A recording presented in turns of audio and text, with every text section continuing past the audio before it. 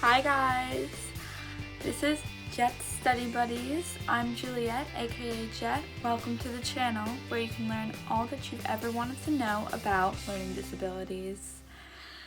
So today we're going to get started, and I'm just going to tell you a little bit about why I made this channel, who I am, and what the whole point of me trying to spread information about learning disabilities is, although, you can probably guess a little bit about that. So, my name is Juliet Chulo. I'm a senior in high school in northern New Jersey, which I've kind of mentioned in a lot of my videos, but, never hurts to say it again. First most, I'd like to kind of start off by expressing my enormous gratitude for you guys watching and listening to my videos, and I'd also, like to disclaim that although it is my sincerest hope that you find this guide helpful, and I do encourage you to, go out and discover different sources of information, and I really hope that you use this information and spread it and implement it in your daily life. I definitely apologize in advance if there's anything in this guide that doesn't serve or match your personal experience or in any way does not meet its intended function, which is to help you and to be accurate and to be true. I really do try my best and work really hard to provide accurate and relevant information, but I know that everyone makes mistakes. I know that I'm definitely not excluded from that, and I know that there's a lot of room for improvement, so please let me know. Please feel free to reach out to me and let me know if there is any mistakes that I have made or, judgment calls that I did not make correctly. I also want to share that I have a binder that I am super willing to give access to. I can put a link in the description if you would like a different, a PDF, a JPEG of things. I can also provide that for you if you comment below. This binder kind of is a collection of materials. It goes a little bit more in depth. It gives a lot of research, and it kind of puts all of these videos into a more, official form and includes some pictures, some nice infographics, other things that you can use. It's a lot longer than videos, it's like 18 pages, so definitely has a lot more information in it, but it's all really accessible and free, of course. If you're curious to know how my binder and this YouTube channel came to be, I wanted to kind of provide that, as well as talk about my personal experience and kind of promote the Girl Scout Gold Award, as this channel, along with my binder, may seem kind of like a small aspect of my Gold Award, since they weren't really the direct actions of it, but they are very important in making my project a sustainable one that lasts beyond my involvement. So the Gold Award, for those of you who don't know, is the highest award given to a Girl Scout. It requires a minimum of 80 hours of service.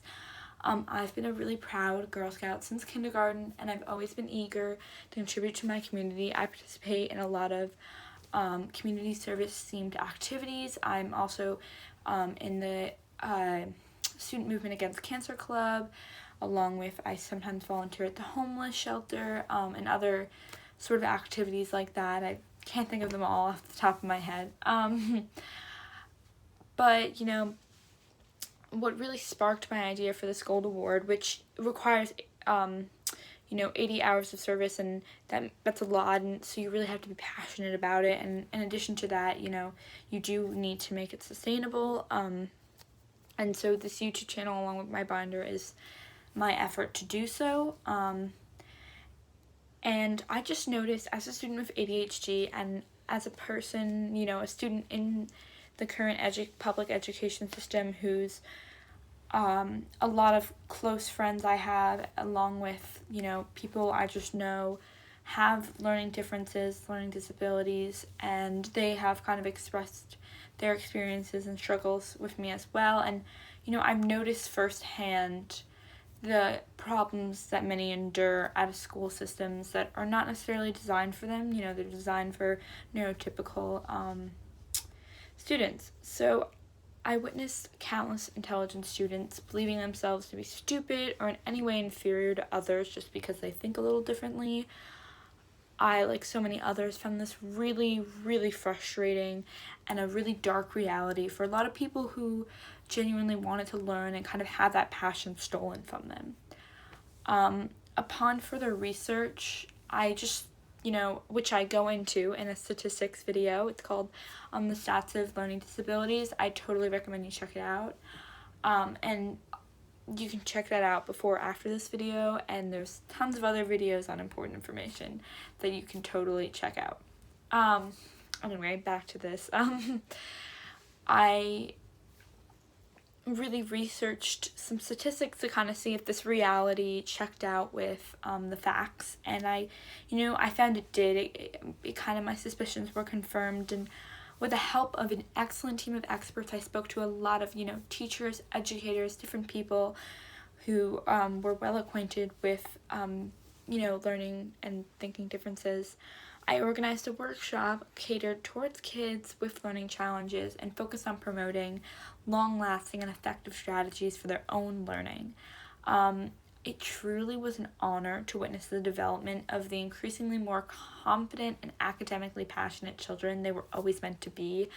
It was amazing, to say the least. I really believe that these workshops had an effect on them. They were heavily personalized, and I really saw my students experience a boost in confidence in their abilities, and like this growing ability to learn independently and to help themselves, which was something I really wanted to focus on from the start. Because just as much as I did want to help them, I knew that I couldn't help them forever, and I really wanted them to have that ability to tackle new topics that I hadn't covered with them and still be able to handle them.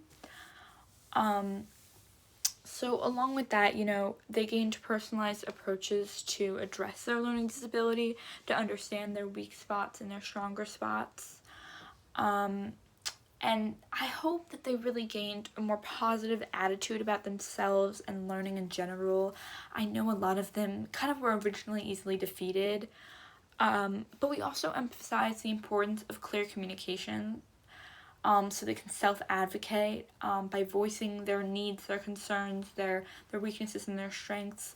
Again, I mentioned earlier, I wanted them to be able to help themselves just as much as I hope I was able to help them. And I really believed in them from the start, but now I'm even more confident that they're ready to engage in a really wonderful and long journey, hopefully, of learning. And I feel like these skills can, be used in a lot of different ways. In general, I did notice a lot of them did struggle to focus for long periods of time, and again, with the easily defeated, enduring confusing topics, those two were really key issues. So I worked really hard to address the things that they were struggling with most. Sounds pretty obvious, and I was pretty overjoyed when I noticed really significant personal growth, because I feel that learning is tied into lots of different sections. I believe, I really do believe that they grew in their ability to address and mitigate complex conflicts, not just learning disabilities or difficulties, but other challenges they'll inevitably face, because focusing is going to be important beyond the classroom, and so is handling and addressing things that are confusing and challenging. Again, I'm so excited that my YouTube channel and my binder of materials can share my project and hopefully, inspire others to continue helping their community, just to kind of show further support of what these workshops, what effect they had on people, just to, in case you're interested in possibly doing something like this. I actually had parents, informing me of how the kids were doing, and I was really happy to hear that they were having an amazing time. Even with online learning, they were very capable of absorbing new information, and in a lot of ways, they were improving. So, and I would also focus on building a really strong relationship with them, because I personally really wanted to push them outside of their comfort zone, along with convincing them that they could do the very things that they were afraid of. They could do anything they believed they could. And I know in the beginning they didn't believe they could do much. And so I was really hoping to change that. For one of my students, I will kind of just call her M. I won't, expose her name. I don't know if she would mind or not, but I feel like that's something I should do.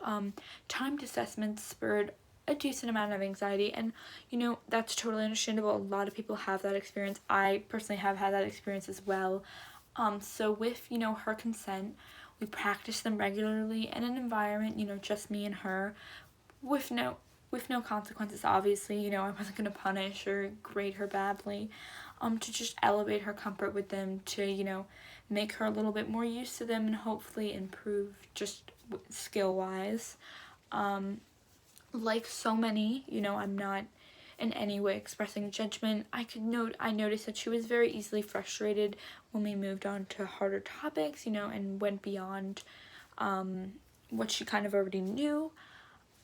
So just exposing her to difficult topics, just encouraging her to keep going, and just kind of trying to map and watch her progress, I hope built a really strong foundation for learning, and built her this mindset, which I find a lot of kids think, being smart means, being smart means that you don't struggle with anything, when in fact, being smart doesn't mean that you don't struggle. Everyone struggles. It means that you push yourself to experience those struggles, and you keep pushing despite having those struggles, and you don't give up. It is not weak or dumb to be confused or to find a task difficult.